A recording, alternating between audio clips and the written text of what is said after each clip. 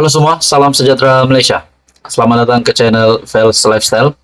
Tuan-tuan dan puan yang amat dihormati sekalian, setelah baru-baru ini kita tular dengan isu Sanusi.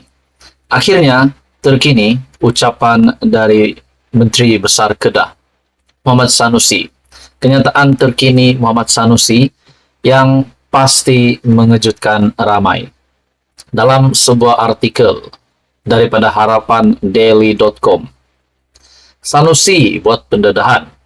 Sanusi dedah ada pistol dalam kereta 24 jam. Nah, ini menjadi pertanyaan ramai orang. Kenapa Sanusi menyediakan senjata itu di dalam kereta selama 24 jam? Adakah ini langkah persediaan untuk berlakunya sesuatu kejadian yang tidak diingini?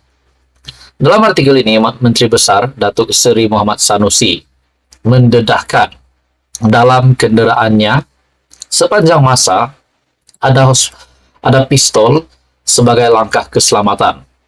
Ketua Pengarah Pilihan Raya Perikatan Nasional itu berkata, senjata itu dibawa sebagai persediaan susulan maklumat adanya rancangan untuk menangkap dan menjatuhkan kredibilitinya sejak 6 bulan lalu.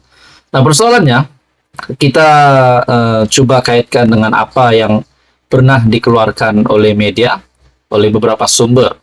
Yang saya ada lihat dari sumber Twitter sebelum ini, Ketua Polis Negara membuat kenyataan bahwa pihak polis telah menelepon, call tak dijawab dan ditolak. Jadi, tetapi di dalam kenyataan ini, Sanusi pula berkata bersedia untuk dengan berkaitan dengan adanya rancangan untuk menangkap dan menjatuhkan kredibilitinya sejak 6 bulan lalu. Dalam artikel ini, dia berkata, maklumat diterimanya bahwa daripada rakan itu memberi amaran bahwa tindakan akan diambil susulan kritikan terbuka kepada pihak tertentu. Plot untuk tangkap saya sudah dirancang sejak 6 bulan lalu. Saya tahu dah, saya ada intelijen saya. Jumpa orang tu, pesan, jaga-jaga, ada orang nak buat sesuatu kepada saya. Tapi saudara-saudara, kalau dikatakan ada rancangan sejak 6 bulan lalu, bagaimana pula kita kaitkan dengan ucapan Sanusi yang viral baru-baru ini, yang menyentuh berkenaan dengan isu 3R, yaitu Sultan Selangor. Dan ramai yang menolak perkara ini, terutamanya rakyat Malaysia di Selangor. Dalam artikel ini lagi, untuk keselamatan, menurut Sanusi, saya ada pistol dalam kereta 24 jam. Ada 2 kelopak, 14 peluru, 1 kelopak. 24 jam berjaga-jaga, takut orang buat jahat. Orang tak buat jahat, saya tak buat jahat pada orang, tegasnya. Beliau berkata demikian ketika berucap pada ceramah gelombang PN di Padang Awam, Kuala Ketil, Kedah malam tadi. Artikel ini pada Julai 23. Sanusi yang juga Ketua Pengarah Pilihan Raya PAS Pusat itu berkata, tindakan menangkap dan menggarinya sebagai langkah menjatuhkan moral dan menghilangkan kredibilitinya. Sudah 6 bulan kawan-kawan pesan, yang penting tangkap garis saya, jatuhkan moral dan hilang kredibiliti. Selepas itu ceramah orang tak dengar lagi karena saya sudah dimalukan dengan tangkapan. Masalahnya, mana-mana pihak berkuasa tidak akan melakukan tangkapan jika tidak ada melakukan satu kesalahan yang melanggar undang-undang. Menurut yang kita tahu sebelum ini, pada 18 Julai, Sanusi ditahan polis pada jam 3 pagi sebelum didakwa di 2 mahkamah berasingan di Selayang atas 2 pertuduhan berhubung isu pelantikan Menteri Besar Selangor dan penubuhan Kerajaan Perpaduan. Jadi saudara-saudara, ini bukan berkaitan dengan tangkapan Menteri Besar Kedah, berkaitan dengan amaran yang kononnya diketahuinya sejak 6 bulan lalu. Tetapi ucapan itu telah menunjukkan bahwa kita dapat melihat relevan pihak berkuasa untuk menahan Muhammad Sanusi pada jam 3 pagi pada ketika itu. Jadi saudara-saudara, menurut Anda apa komen Anda? teruskan bersama di dalam channel ini untuk info yang seterusnya. Mohon bantu channel ini dengan menekan butang like, share, dan subscribe. Halo semua, salam sejahtera Malaysia. Selamat datang ke channel Vels Lifestyle. Tuan-tuan dan puan-puan yang amat dihormati sekalian, selain daripada kita mendengar nama Datuk Seri Anwar Ibrahim yang akan berjumpa dengan Tun Mahathir di mahkamah, kita juga mendengar hangat tentang isu hutang Felda di antara bekas Perdana Menteri hari ini Datuk Seri Anwar Ibrahim dan juga bekas Perdana Menteri Tan Sri Muhyiddin Yassin. Saudara-saudara, kita juga tahu bahwa Datuk Seri Anwar Ibrahim telah memohon Tan Sri Muhyiddin Yassin untuk memohon maaf dan juga membayar tuntutan RM 200 juta. Jadi persoalannya apa yang bakal dilakukan Tan Sri Muhyiddin Yassin? Akhirnya dalam sebuah artikel BH Online yang bertajuk "Saya Tak Bersalah, Kita Jumpa di Mahkamah", Tan Sri Muhyiddin Yassin menegaskan beliau tidak bersalah dan bersedia untuk berdepan Perdana Menteri Datuk Seri Anwar Ibrahim di mahkamah berhubung isu pelupusan hutang peneroka Felda. Saudara-saudara, adakah ini akan menjadi kenyataan? Datuk Seri Anwar Ibrahim akan berjumpa ataupun berdepan dengan Tan Sri Muhyiddin Yassin. Datuk Seri Anwar Ibrahim dan Tan Sri Muhyiddin Yassin akankah menjadi kenyataan mereka berdepan di mahkamah? Sedangkan kita tahu Muhyiddin Yassin yang memang sedang berhadapan dengan 4 pertuduhan lagi. Saudara-saudara, pengerusi Perikatan Nasional PN berkata, beliau tidak takut Anwar Ibrahim. Wow, walaupun disaman sebanyak RM 200 juta. Hari ini, semalam, saya dapat berita Anwar Ibrahim saman saya RM 200 juta. Tidak lain, tidak bukan. Ia membabitkan isu peneroka Felda. Dalam artikel ini lagi, saya tidak gentar berdepan Anwar.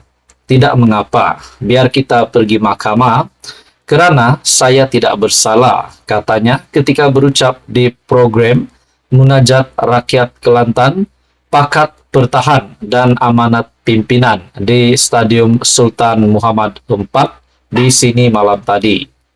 Yang turut hadir bekas Perdana Menteri Tun Dr. Mahathir Mohamad, Presiden PAS Tan Sri Abdul Hadi Awang dan timbalannya Datuk Seri Tuan Ibrahim Tuan Man, serta Menteri Besar Kelantan Datuk Ahmad Yaakob. Jadi ini disaksikan oleh bekas Perdana Menteri Tun Mahathir, bahkan disaksikan oleh Presiden PAS Tan Sri Abdul Hadi Awang bersama timbalan Presiden PAS, yaitu Datuk Seri Tuan Ibrahim.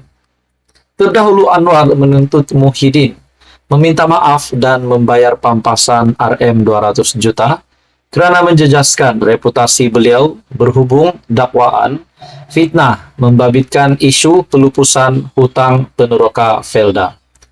Melalui jawapan terhadap surat tuntutan Muhyiddin, menerusi firma guamannya SNR and Partners menyatakan Anwar akan memulakan tindakan undang-undang terhadap bekas Perdana Menteri itu jika tidak menerima apa-apa maklum balas yang memuaskan dalam tempoh 24 jam daripada tarik surat jawapan berkenaan.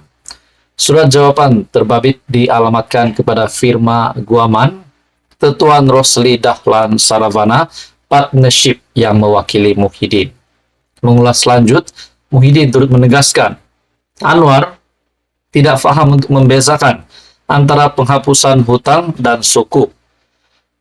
Jelasnya ketika beliau mentadbir kerajaan, masalah Felda yang dialami, termasuk terdapat pengurusan tidak cekap, pendapatan merosot, sehingga hutang tidak boleh dibayar, sehingga membabitkan jumlah hutang seluruh negara, hampir RM 12 bilion.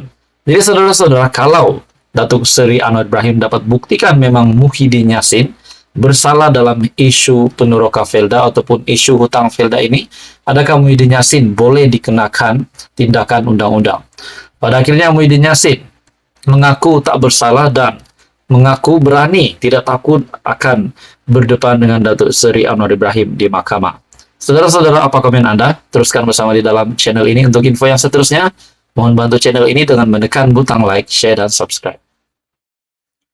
Hai semua, salam sejahtera Malaysia. Selamat datang ke channel Fails Lifestyle. Akhirnya saudara-saudara, ini satu kejutan besar untuk kepimpinan Perikatan Nasional, untuk kepimpinan bersatu. Adakah ini petanda bahwa PRN pada 12 Ogos ini majoriti kepada kemenangan melebihi kepada kerajaan perpaduan hari ini, yaitu PHBN, di mana dalam satu artikel disahkan, artikel hmetro.com yang bertajuk Bekas Timbalan Pengerusi Bersatu Kelantan sertai DAP. Makna kata bekas kepimpinan bersatu yang dipimpin oleh Presiden Bersatu hari ini, Muhyiddin Yassin. Akhirnya bekas timbalan pengurusi Bersatu Kelantan menyertai kerajaan perpaduan ataupun DAP, yaitu parti di dalam komponen Pakatan Harapan. Dalam artikel ini, bekas timbalan pengurusi Bersatu Kelantan, Muhammad Zulkifli Zakaria, menyertai DAP selepas menyerahkan borang keahlian kepada wakil parti berkenaan malam tadi. Artikel dari hmetro.com. Artikel ini diterbitkan pada 23 Julai. Disahkan seorang lagi bekas timbalan pengurusi Bersatu ataupun bekas kepimpinan Bersatu Kelantan menyertai DAP. Turut menyertai beliau ialah 12 orang penaja cawangan DAP akan diwujudkan di Bacok dalam tempoh waktu terdekat. Muhammad Zulkifli berkata, ketika ini sudah ada 2 cawangan DAP dalam kawasan Dun, Pantai Irama di Parlimen Bacok, dan banyak lagi cawangan akan diwujudkan di dalam kawasan Dun Jelawat serta Tawang yang juga berada dalam kawasan Parlimen Bacok. Kita juga akan turut membantu jentera DAP Pakatan Harapan yang akan bertanding pada PRN nanti, katanya kepada pemberita selepas majlis penyerahan borang keahliannya itu kepada pengurusi DAP Negeri Datuk Az-Zahab Abdul Rani. Jadi saudara-saudara, setelah satu lagi kepimpinan Bersatu Kelantan, yaitu bekas timbalan pengurusi Bersatu Kelantan yang menyertai PH, menyertai DAP, dan bahkan akan menyokong PH di dalam pilihan raya negeri. Adakah ini akan membuka pikiran kepada kepimpinan Bersatu ataupun Perikatan Nasional yang lain untuk menyertai kerajaan perpaduan? Nah, persoalannya kalau ditambah lagi pada PRN nanti, PN ataupun Bersatu ataupun PAS mengalami kekalahan, kalau saja mengalami kekalahan, tidakkah akan ada kepimpinan dari pembangkang hari ini yang mungkin berubah hati untuk menyertai kepimpinan kerajaan perpaduan yang dipimpin oleh Datuk Seri Anwar Ibrahim? Sama ada pemimpin, sama ada ahli, ataupun mungkin ahli parlimen ataupun adun, mungkin tidak mustahil akan ada yang menyertai kerajaan perpaduan. Dalam artikel ini, sebelum ini, semua jawatan yang disandang Muhammad Zulkifli dalam Bersatu gugur secara otomatik selepas beliau bertanding sebagai calon bebas di Parlimen Bacok pada PRU ke-15. Bekas timbalan pengurusi Bersatu Kelantan menyertai DAP selepas menyerahkan borang keahlian.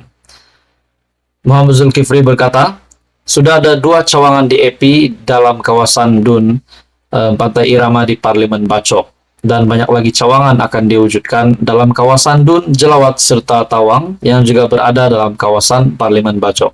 Jadi saudara-saudara, menurut Anda, apa komen Anda? Teruskan bersama di dalam channel ini. Untuk info yang seterusnya, mohon bantu channel ini dengan menekan butang like, share, dan subscribe.